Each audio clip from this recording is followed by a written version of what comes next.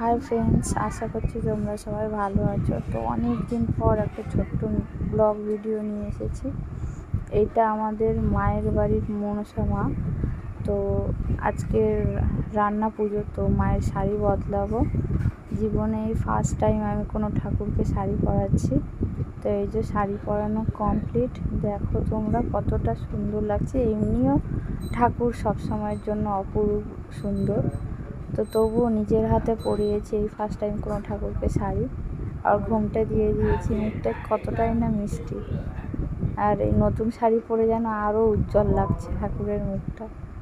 তো আমার তো নিজের হাতে ঠাকুরকে শাড়ি পরে আমার নিজের ভীষণ ভালো লাগছে। তোমাদের কেমন লাগছে বলো। তো তারপরে ঠাকুরের মাথায় একটু পাটা সিটাও দিয়ে দিয়েছি, যেন আরও সুন্দরী নতুন কোণে লাগছে। তো তারপর রাত্রেবেলা সারা রাত জেগে মামির সাথে রান্না করে এই যে এই